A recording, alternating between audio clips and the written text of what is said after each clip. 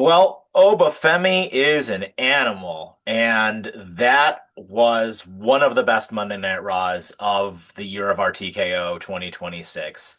Hey guys, welcome to the 716 Sports Entertainment Podcast Monday Night Raw review from Austin 316, 31.6% off your WrestleMania tickets show. I am Mike, joined by Mr. Sean O'Neill. And Sean, how did we like Monday Night Raw? Well, it definitely started with a bang and ended with another pretty good promo between Punk and Roman.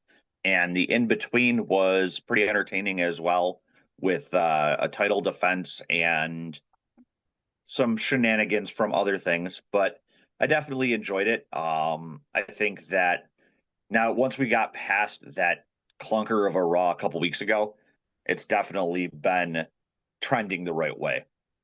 Yeah, absolutely. I absolutely agree with you.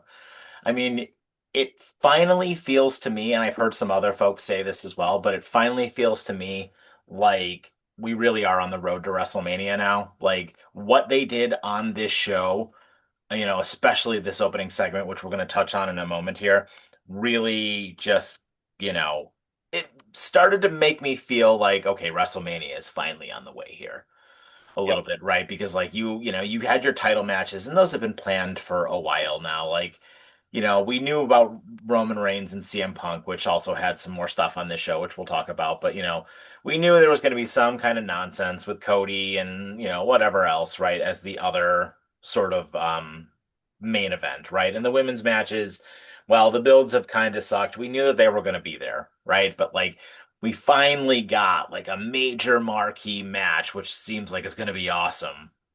So let's get into it. So the show opened up with all of the masked individuals making their way into the ring, doing their little jig dance thing that they do, kind of all like circling around for Seth Rollins to get in the ring and talk about how it's his duty to, because he brought the vision into being and it's his duty to destroy them, which brought out a really disheveled looking Paul Heyman, which looked really, really cool.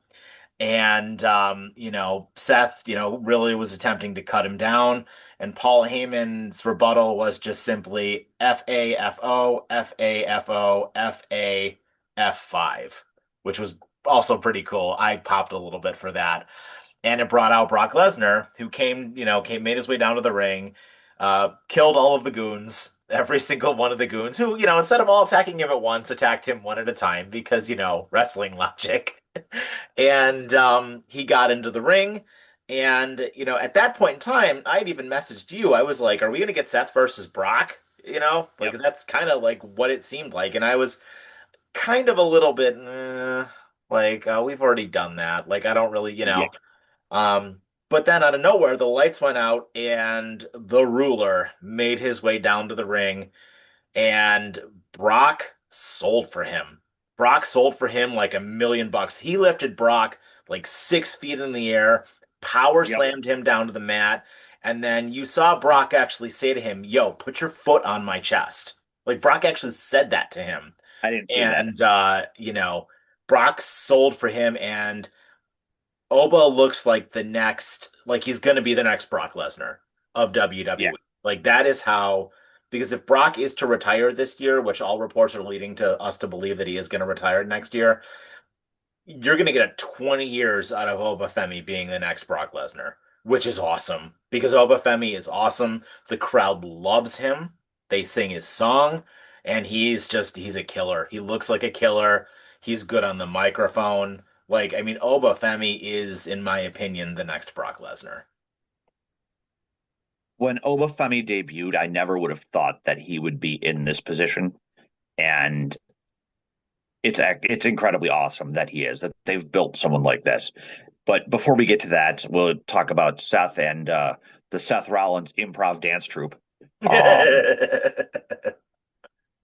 you're right. Heyman coming out looking like he was bugged on the way to the arena definitely definitely helped sell it. Yeah. And you're right. I was real worried that it was going to turn into a Seth versus Brock kind of thing. So I'm incredibly glad that Oba came out and did what he did. I think that the height he got on that fall from grace was like Undertaker last ride powerbomb height. Yep. He had him up there. And the look on Heyman's face when it happened, I mean, the facial expressions Paul Heyman pulls off are storytelling in and of themselves. Next level. And my my only concern out of this is the news reports that were saying that Lesnar and Heyman said that they refused to have to lose before his retirement match. So two things with And that. One, that came out on one podcast and allegedly has already been debunked. It has not been reported by any other major news source. And also, two, they don't get the final say. The writing right, team gets the storytelling final does. say. And three, I don't think Brock would have sold for Oba if that was the case. That's what I was about to say.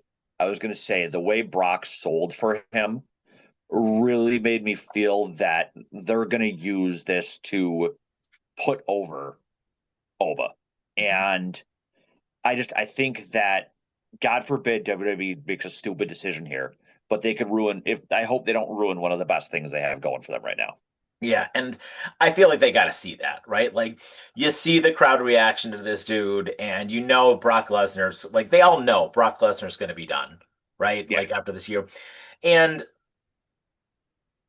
it doesn't hurt Brock Lesnar to lose this match. It would kill Oba to lose this match. It would Oh kill yeah, any Oba's momentum any momentum Oba has. It would kill it. Brock and any Lesnar can legitimacy. Yeah, Brock Lesnar can very easily go on after this and hell, he can destroy Seth Rollins, he can destroy, Logan Paul, he can destroy whomever you want to have him destroy. Hell, he could probably even destroy Braun Breaker, frankly. Because like honestly, I don't think you have any young talent on the roster right now that is as over as Oba Femi is.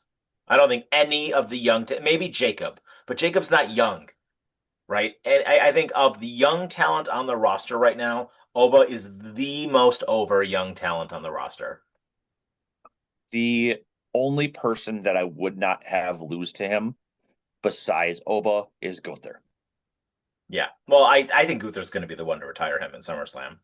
I think Gunther needs to be the one who retires him. But I think that this you want to talk about the perfect way to set up a dominant monster. I can't think of a better person to be defeated than Brock Lesnar. And it goes back to what he did to John Cena. I think that it plays into the fact that that whole beatdown happened to help set up making another big star by having him beat him. And honestly, I would be 100% fine if it was a squash match. Yeah. Yeah, I would too. I think it'd be great. I think it would be great. I don't think it Open will the show be. with open the show with it.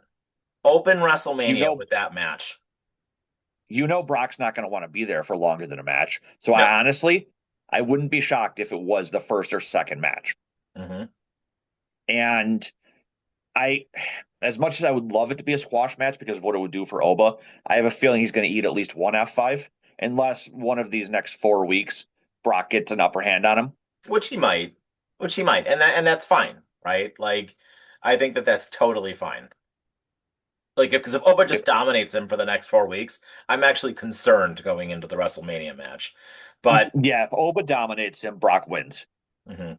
I mean that's just kind of, that's kind of standard wrestling booking as we've talked about many a time on this channel. But Yeah. I think that I don't know, this was a great way to not only start the show, but really ramp up the build to WrestleMania. Like really kick it into overdrive. It really feels like okay, it's WrestleMania season now. Yep. Like this really made me feel like, yeah, WrestleMania, it's like a month away, literally a month away. And I was like, man, I'm like I'm getting juiced up for this show now. Like it's awesome. So, this show, had obviously a great opening and a great closing, and then some stuff in the middle that was mixed. So, let's talk about the closing because that was also excellent. and then we'll kind of talk about the stuff that was sort of mixed on this show. Okay. So throughout the show, we saw Roman Reigns make his way, to the arena, getting, Ubered in a nice looking town car. And he had a conversation with the Usos talking about family, kind of, giving them their kudos for what they did to CM Punk last week. And then also in turn, going on about his part-time schedule and kind of giving any Samoan, which I liked this line because it tied into what they talked about, during the main event promo, giving any Samoan kind of, his sort of grace to go ahead and just beat the tar out of CM Punk, but then made the note that look on April 19th when we have our match, like, it's all hands off. He's mine that day, but you can kill him before or after that date. I don't care. Yeah. So this obviously led to a sort of a promo segment between the two of them. Roman Reigns came out, asked the crowd to acknowledge him, attempted to cut CM Punk down a little bit. And then, CM Punk obviously came out. And then similarly, they had another really good exchange back and forth. And the thing I wanted to get your take on, and I heard somebody coin this. I don't remember where I heard it, but then I started hearing a couple of people say this, and I think that this is right. So, how we had, the Attitude Era, and then we had kind of the PG era, and now, after Cody won, it kind of was like, this is the new era, they kept calling Yeah. it. I think, based on last night, I think we are starting to go into the old era. And the reason I say that is because Roman Reigns obviously, called CM Punk old, right? And then he proceeded to kind of get clocked by CM Punk. And I think that's going to start to be a story for WWE if they start to do things right. And what I mean by that is most of your roster is over 40. All of your big stars are over 40. So, like, people being old, people being close to being at the end of their career, this is going to kind of be an ongoing thing for WWE. And while WWE would never refer to it as the old era, I think the fan base is going to start to refer to this time period of wrestling as the old era when a lot of their favorite stars are going to be leaving. Cody is over 40, Roman is over 40, the Usos are over 40, CM Punk and Randy Orton are over 40, right? I was just about A lot of your big Brock Lesnar, John Cena is gone now. AJ Styles is gone now. All these guys who were like the top, top, top of the card, they're all in their 40s and they're all going to be done in the next 5 years. All of them. I was just about to say that. Look at Randy Orton, who's probably going to win the title. Yeah. Um, so you have all these older stars, these veterans that are on their way out. Do you tell a story of the next generation all coming after them and trying to like force them out? Wouldn't that be fun? People like Trick and Mello and Javon Evans, Braun Breaker, your future world champion Oba Logan Femi. Paul. Yeah, I think Yeah. that has a lot of potential. That could be a lot of fun, right? I mean, Yeah, I want to get into the promo and what was said here, but I just wanted to run that by you and kind of get your thoughts on it because I've been hearing like whispers of it online and I was like really sort of like taken away with it, right? Because I was thinking this is cool. Like this is actually you could do a lot of fun storytelling with this if you really wanted to. I haven't been online today at all, so I hadn't heard that, but I like that. Mhm. So what did you think of the promo itself? I loved the mind games from Punk. When he first came out to the ring and made his way around the ring, high-fiving everybody and just working it with the crowd. Obviously I love Roman and his ego of that he's the biggest star that's ever been. And I think that you can tell that there is some actual real life dislike between the two of them. That definitely feeds. It's like much like when it was Punk and Rollins. It helps build the story that you can tell that they don't like each other. And honestly, I was waiting for Punk to take a shot at Larry. R.I.P. Larry. You mean Roman? No, oh yeah, that's what I meant. Roman to Yeah, take a yeah. shot at Larry. Um, and something else that I like too, two things. One, I love that Roman will not call him CM Punk. He just always calls him Phil. And I kind Yeah, of find that hysterical. But also, I loved that Punk called the audience his quote, fuck Punkamaniacs. maniacs. Yep. And I thought that that was great. I thought that was great. when he told Roman that he was using his government name, That was really good. I really enjoyed that. I still think Punk's going to win. We'll see. So we had five matches in total on this show, which is pretty good for, a wrestling show to have Yeah. five matches on it. So before we get into the rest of the backstage segments, let's break down all of the matches that were on this show. So this is the match portion of our review. So we, in no particular order, we had Stephanie Vecchia versus Raquel Rodriguez, original El Grande Americano versus El Grande Americano 2.0, Maxine versus Natty, AJ Lee versus Bailey as the women's intercontinental championship match. That was, from the gauntlet match last week that Bailey won. And then Dragon Lee versus Penta for the IC title. So we'll start with, in my opinion, what was the best match on the show by a mile. Penta versus Dragon Lee. This Oh, was an 100%. this was an impromptu match because Dom obviously wasn't medically cleared to compete to have his rematch against Penta, and we did see JD kind of arguing with Adam Pearce backstage, but ultimately it's led to Penta, coming out to the ring, cutting a really fiery promo, which the crowd really got behind, and I really like Penta.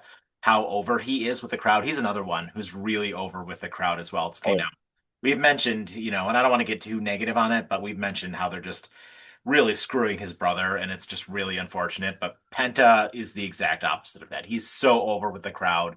The crowd loves him. You see all the Penta masks all over the place. There's a bunch of yep. people doing the makeup as well, and everybody knows the zero Mierho finger sort of thing that he does as well, right? And it was just really cool. And this match was just off the chain. I mean, these two dudes were high flying around. Dragon Lee hit a really cool Styles clash, which they called out as well. He flew through the Yep. middle ropes all the way over the top of the announce table. I mean, what a hell of a match. Hell of a match. I would have expected nothing less from two luchadors like that. I think that Dragon Lee is really coming into his own now as the moniker of the next Rey Mysterio. I think that he is so smooth in the ring. Seeing him hit the Styles Clash, I think was absolutely awesome. And I'm very glad that for Penta's defense here, that it was Dragon Lee they put him up against. Yeah. Yeah, I completely agree. I mean, it was this match was excellent. If you watch one match from this show, this is the match to watch.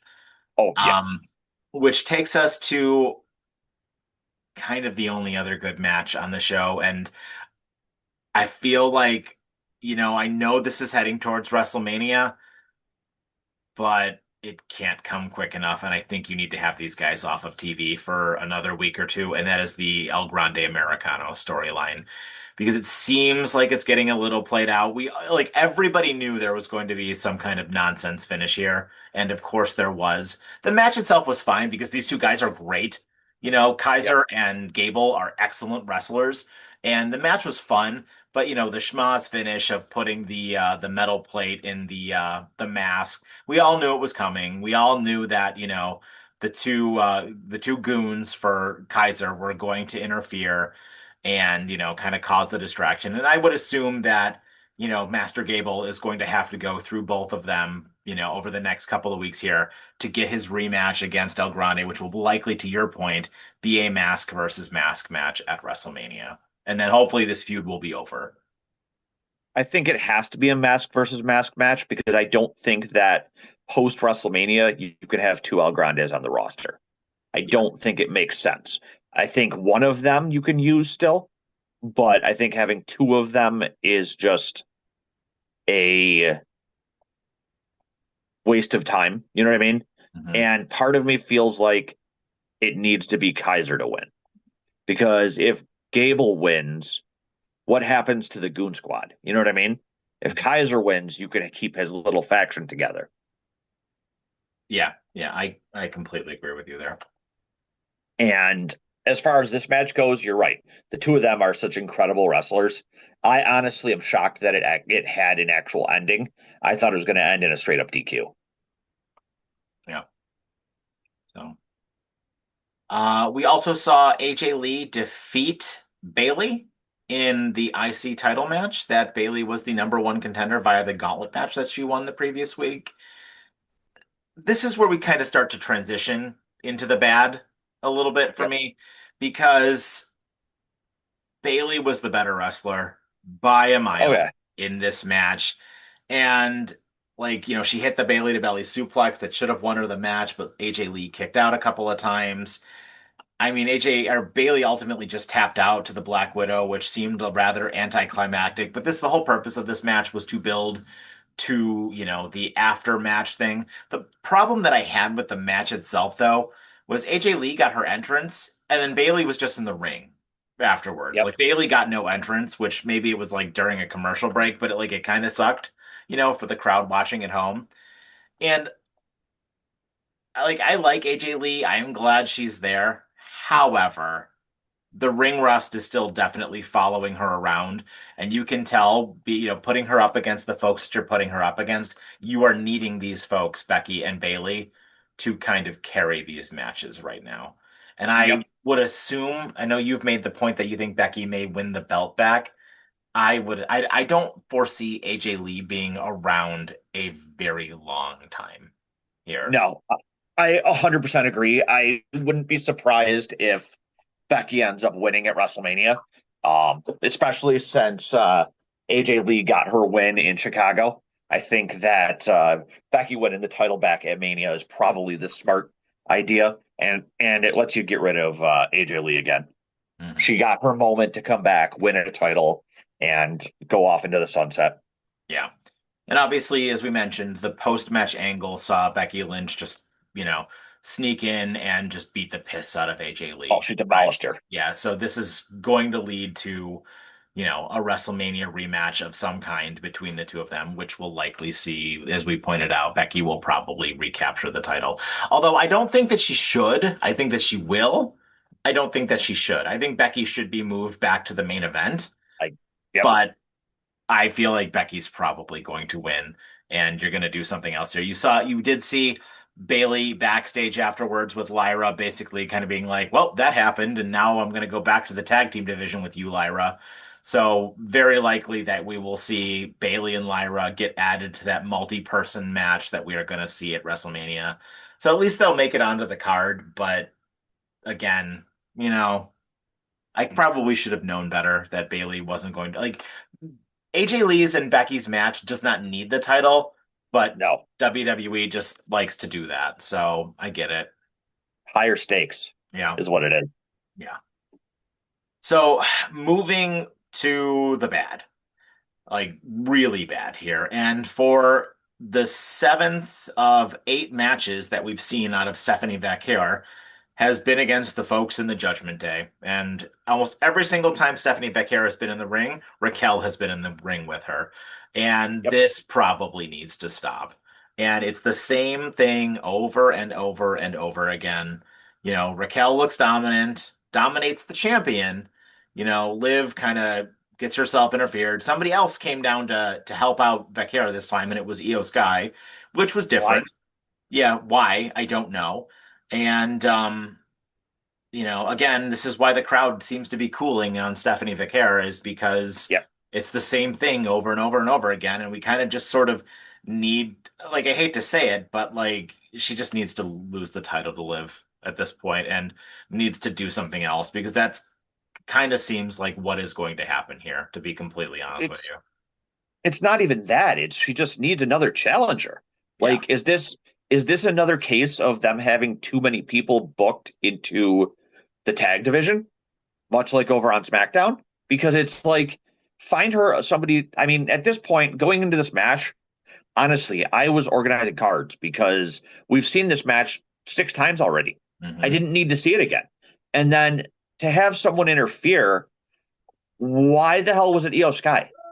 Like, what She has nothing to reason? do. She has nothing But to do. like, what reasoning did she have to even get involved in this match? Yeah, Just WWE logic? yeah. WWE with logic. I, I don't know. Like Like, I mean, I truthfully do not know. I mean, right now, looking at this though, Io has nothing to do at WrestleMania. I mean, technically, neither does Raquel. Raquel will probably be at ringside for Liv, but yeah. right now she has nothing to do. So, like, what are you going to do with Io? Right? Like, Io should, of all of the people, Io should be on the WrestleMania card. I just don't know what you do with her. Are we gonna get Io Raquel? Maybe. I that seems kind of dumb, but I Well, mean, we're not gonna get Io Asuka because it sounds like the War Kabuki Warriors are gonna be part of that tag match. yeah, which is kind of a shame, to be honest with you. Like Io Asuka would be great, and you've got enough story there to kind of go on, and that could finally be the moment where you pay off the Kyrie storyline, but Yeah. I don't trust the WWE writers' room to do the right thing here. Now, So, which unfortunately led us to the worst thing on the show, which was Natty defeating Maxine again. why? Why? Go ahead. That's that's my only question. Why?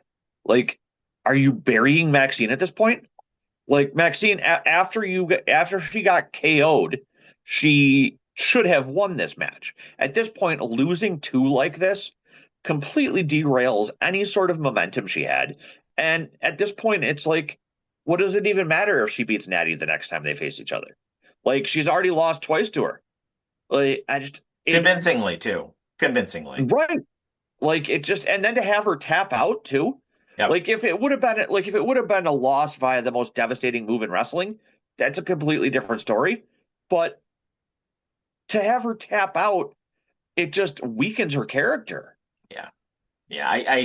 I feel like that was just kind of like you're giving her a 5 minutes of fame flash in the pan kind of Yeah. thing. And then like they were just like, okay, we're done with you now. Like Yep. that's kind of how I'm starting to feel about Maxine. I just sort of think it was really cool and they were really trying to do something there, and now they're just kind of like, okay, we're done with you. Yep. Back to being Otis's, lackey. Ballet. Yeah, right. Like I think we're done with you. Um, so we did have a couple other things happen backstage as well. We had Danhausen and the New Day. Danhausen cursed Grayson Waller as Grayson Waller was thrown in the way You're by wrong. Kofi Kingston, which was kind of It missed. hilarious. Yeah, which I very much enjoyed. But, the actual backstage segment of substance on this show, which is the last thing we're going to bring up here, was Michael Cole attempted to conduct a live interview with Randy Orton, but the Viper kind of canceled it, and he referred to himself as a killer, although he was on the phone with a Yes. mystery person prior to this, and then he sort of ended the segment noting that there is more than, quote, one royal family in professional wrestling, which was a really nice touch. I really like that a lot. My problem with this whole thing, though, is if this is Dwayne, I'm going to lose my mind. No, I don't think so because technically the Ortons are a big wrestling family, but Cowboy Bob Orton and all that. My bigger question is who was he on the phone with? Is it Sammy?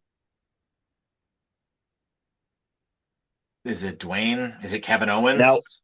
I don't think it'll be Dwayne. If I had to, if I were a betting man, I would say it was Sami Zayn. I think it's a perfect way to continue to play Sammy into this story. Yeah. I mean, I would love for you to be right, but I have a feeling it's Dwayne. I just I feel like Dwayne would just be way too random. Dwayne's ego is never way too random for anything, though. You're right, so I'm going to pray to the wrestling gods that you're wrong. and Dave Meltzer. We'll leave Oh, out a Slim Jim for Dave jeez. Meltzer. So yeah, so that was Monday Night Raw. Good show. What's your Yeah. final opinion and rating on the show? So there was one more thing that you didn't mention too before I get to my rating, Hmm. which was Paul Heyman and the Vision backstage, Oh yes, I forgot about that. which basically led to what I said they were going to do, which is go after the Usos. And Yes. I am firmly of the belief that that's going to be our WrestleMania match there, and that's how you put the titles on the Vision. 1000% agree. And having them win would 100% be the right thing to do. Because what Heyman said makes sense. They need to get legitimacy back to the group, and titles bring legitimacy. Yep. I'm 1000% with you there. Absolutely need to see them win. And I think they will win. Yep. But that being said, as far as a rating goes, until there's a Raw that like absolutely blows me away because it's above average, I'm still going to give it a 3.5. I think it's going to take a lot to get to that 4 mark for me, but still being above average and still doing exactly what needs to be done for the road to WrestleMania is going along well for me. Yeah. I loved the Oba segment. I've rewatched it a Yep. couple of times today and just absolutely spectacular. I really finally am getting really juiced up for WrestleMania and I'm really looking forward to it, really excited for the show. You know, some matches hit for me, some matches didn't hit for me. And usually, as I've said it for a while on this channel, the stuff that doesn't hit for me is the stuff that we just repeat over and over and over and over and over again. And I'm hoping, we've said this so many times, like, oh, maybe after this show it's going to reset. Maybe after that show it's going to reset. And it's probably never going to reset. So, with that being said, my final rating for the show is a where the hell was Steve Austin out of five? I'm surprised you didn't rate it on the level of Danhausen thinking the Bellas were clones. So that is our show, guys. Thank you so much, as always, for joining us. Let us know what you guys think of Raw in the comments down below. Are you guys pumped up for WrestleMania? Are you really excited to see the show? Excited to see the direction that WWE is taking some of these things? It really looks like we are getting a ton of matches, and I think maybe after SmackDown this week, we should get together and we should talk about what matches we were like thinking are actually going to happen here, right? Like about a month out, like I feel like we could probably pin down, I would say like 90% of the card at this point. So we'll definitely have that content available for you guys. So with that, I have been Mike, joined by Mr. Sean O'Neill. Have yourselves a fantastic day and take care.